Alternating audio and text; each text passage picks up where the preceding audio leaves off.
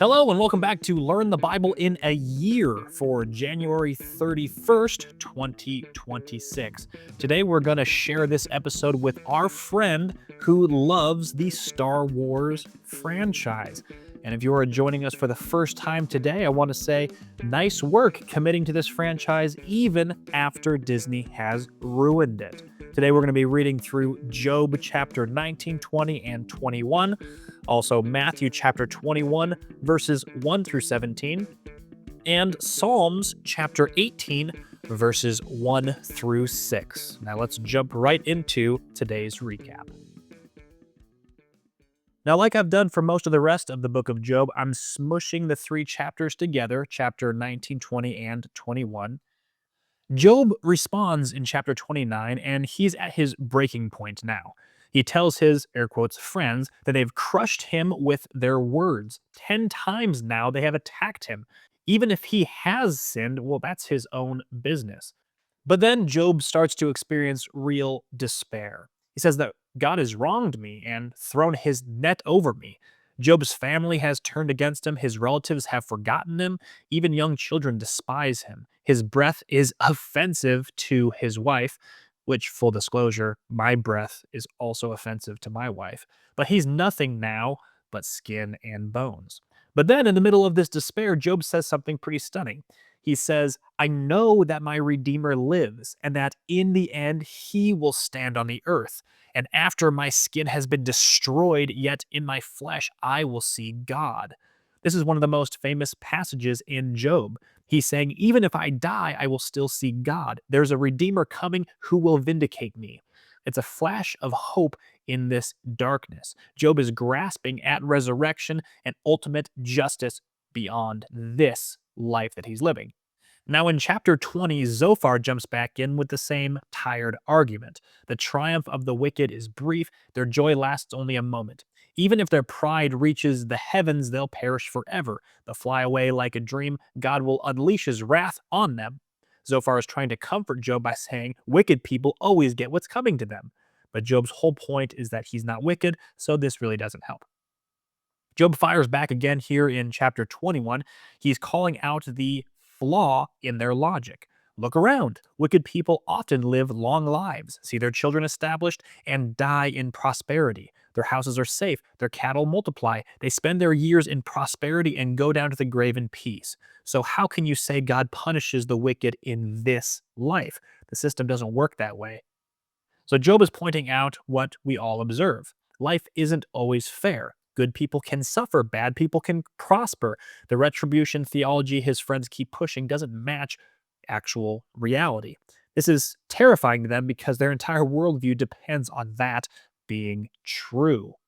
All right, jumping now into Matthew chapter 21, verses 1 through 17. Jesus and his disciples are approaching Jerusalem. He sends two disciples ahead to a nearby village where they'll find a donkey tied up with her colt. Untie them and bring them to me, is what Jesus says. If anyone asks, just say that the Lord needs them. This fulfills a prophecy from Zechariah about the king coming to Jerusalem gentle and riding on a donkey. In the ancient world, kings rode horses when going to war, but donkeys when they came in peace. Jesus is making a statement about what kind of king he is, one that comes in peace.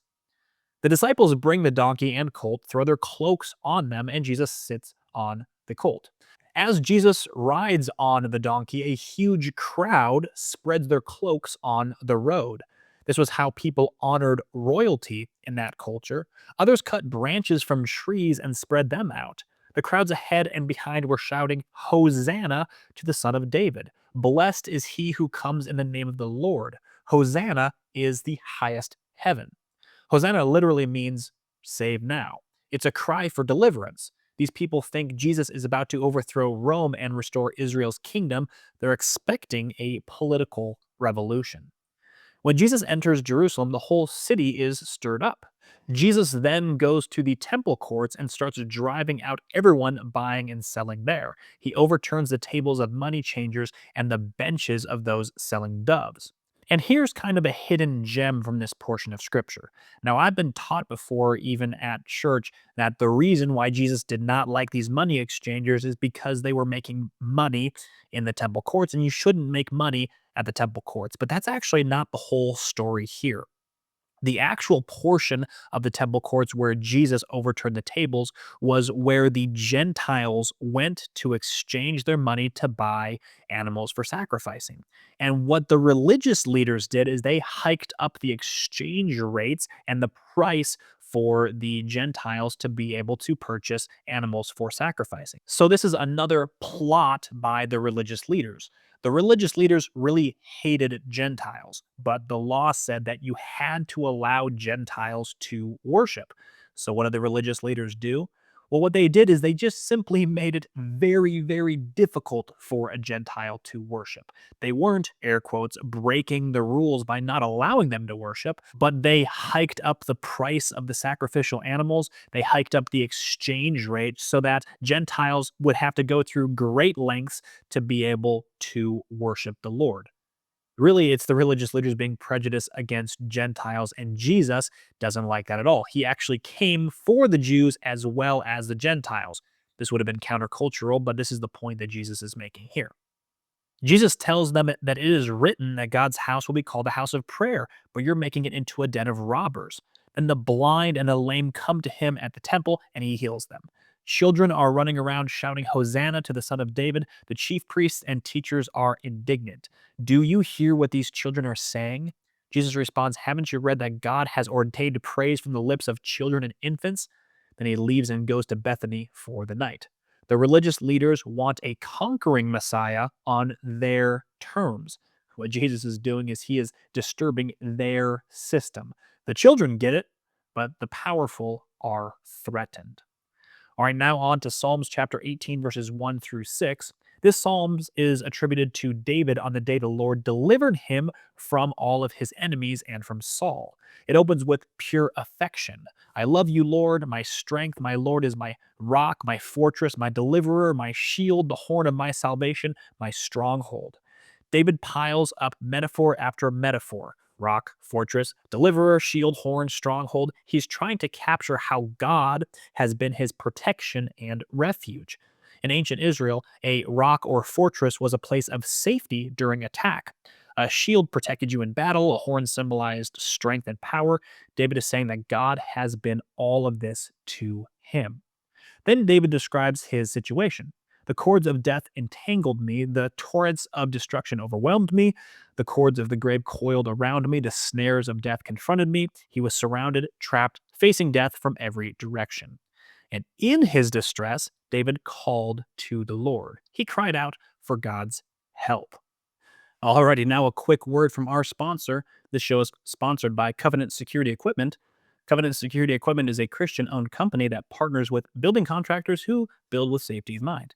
They sell bullet resistant windows, secure transaction systems, drive through installations, and much more. If this is of interest to you, go to covenantsecurityequipment.com or click on the link in the show notes. Also, don't forget to pick up a copy of the Learn the Bible in a Year workbook. I did write this book for you. It has additional questions and fun facts about our daily readings. The digital version of this book is 100% free, and you can also grab the paperback version if that's what you prefer. Both of those are links in the show notes, so go ahead and check it out there. And as for my main takeaway from today's reading, I really like that insight about why Jesus went to the temple courts and threw over the tables of the money exchangers.